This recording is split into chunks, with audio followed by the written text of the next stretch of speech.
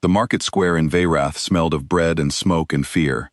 Alira had walked through it 1,000 times. Always careful, always quiet, the little patch on her wrist doing its quiet work of hiding what she was. She had been an Omega since she was 13 years old, and for 8 years her mother had taught her how to disappear inside her own skin. Wear the patch. Change it every 3 days. Never run in the heat.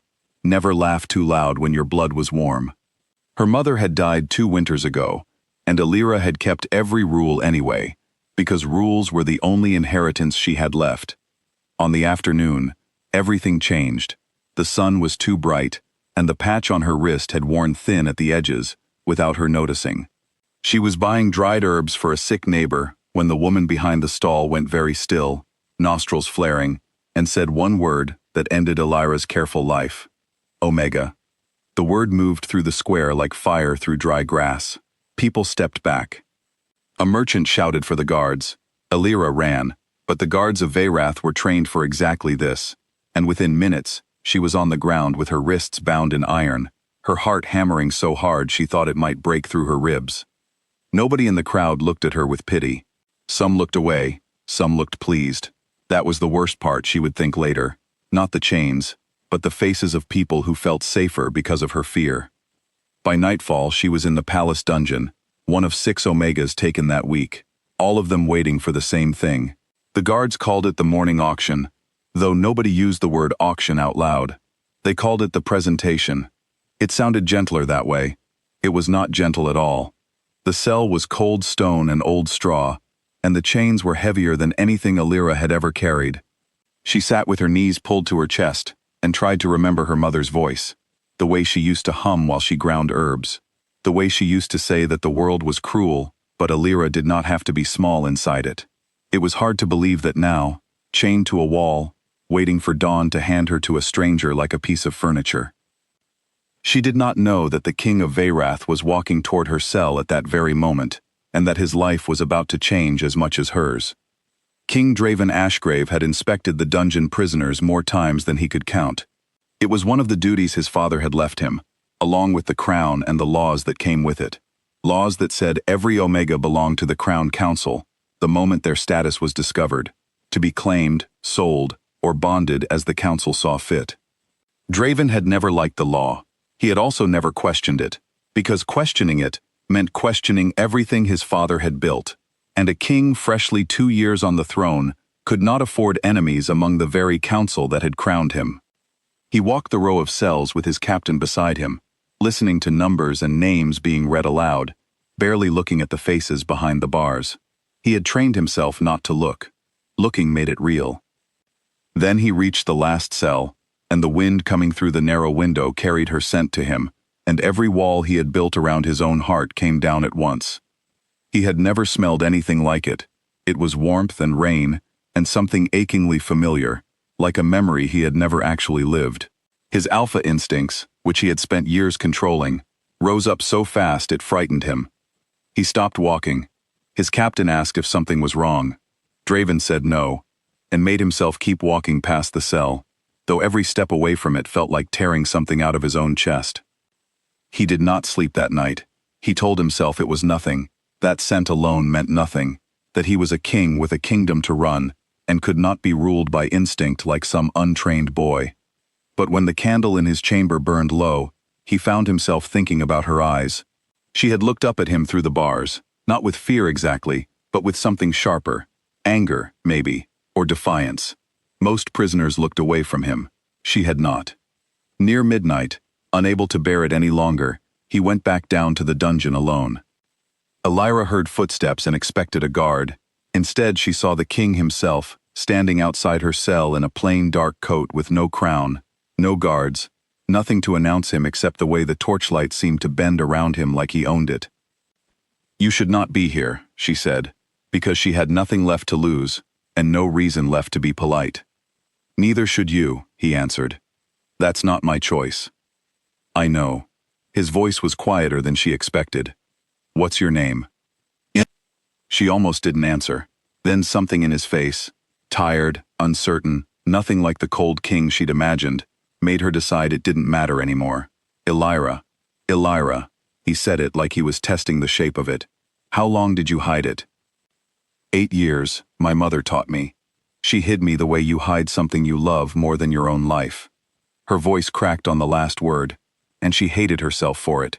Hated that this man in his fine coat got to see her cry when the whole square hadn't managed to. She's not here now? She died, 2 winters ago. Fever. A Tahitian face with her bound hands, awkward and furious. I don't know why I'm telling you this. You're the reason there's a presentation at all. Draven flinched, and it was not a practiced flinch, not the kind a king performs for effect. It was real. The law existed before me, and you kept it. He had no answer for that. It was true, and he had never had to say it out loud to someone whose life depended on it. He stood there in the torchlight while she watched him with eyes that were red from crying and bright with something like hatred, and he understood, for the first time in his reign, exactly what his crown had cost other people, while it had cost him nothing at all. I'll come back, he said finally. Don't bother. But her voice shook when she said it, and they both heard the lie in it. He came back anyway, twice more before midnight turned toward morning, though he told no one, not even his captain. Each time he learned something new, that her mother had been a healer, that Alira had spent her whole childhood memorizing herbs and stitching wounds because it made her feel useful instead of hunted, that she had never once, in 8 years, let herself imagine a future beyond hiding. Each answer she gave him settled into his chest like a stone, heavy and permanent, until he could not imagine walking away and letting dawn take her from him. He also learned something else, something that made his hands go cold with anger. The guard rotations for the morning presentation had been arranged so that the same 3 council members always received first pick of the strongest omegas, and gold changed hands quietly every single time. His father's law, sold as protection for the kingdom, protection for bloodlines, protection for anything but what it actually was, a market, run by men who profited from fear. Draven had spent 2 years believing his hands were clean, because he did not personally choose which omega went to which council member. He understood now that clean hands and empty hands were not the same thing. He went to his private study, as the sky outside began to lighten from black toward deep blue, and he sat with his head in his hands, and tried to think like a king, instead of like a man whose chest ached every time he pictured her behind those bars. If he freed her through official channels, the council would demand to know why, would investigate, would eventually learn that a king's scent had reacted to an unclaimed omega, and they would use it against him, either to control him through her, or to remove her permanently so she could never again threaten their profits. If he did nothing, dawn would come, and she would be claimed by a stranger who saw her as property, and Draven would spend the rest of his life knowing he had let it happen, because he was afraid of losing his throne. There was one law older than the council's charter, older than his father's reign, written into the very foundation of Veyrath, when the first Alpha Kings ruled beside their people, instead of above them. Alpha's claim. A king, or any Alpha of sufficiently high standing, could claim an unbonded Omega as a mate, publicly and permanently, and no council, no charter, no auction could undo it once witnessed. It had not been invoked in over 100 years, because no king had needed it, or wanted it, or dared risk everything on a stranger's trust. Draven stood up from his desk before he had fully decided to. Some decisions, he was learning, made themselves the moment you stopped being afraid of them. He moved through the sleeping palace like a man with nothing left to lose. He found the night steward and forged a transfer order using his own seal, marking Alira for early morning questioning in his private chambers. A plausible enough excuse that no one would question until it was far too late to matter. He found the dungeon guard half asleep at his post, and sent him on an errand that would keep him busy until well past sunrise. Then, alone, he walked down the last flight of stairs to her cell, with a key in his hand, and his heart pounding harder than it ever had in any battle. Alira woke to the sound of the cell door opening, and thought, for one terrible moment, that dawn had already come. Then she saw him kneeling in front of her, working the chains loose with his own hands, instead of calling a guard to do it. His crown left somewhere upstairs, his face lit gold by the single torch between them. "What are you doing?" she whispered. "Breaking the law," he said, and the chains fell away from her wrists with a sound like something ending. She did not move at first.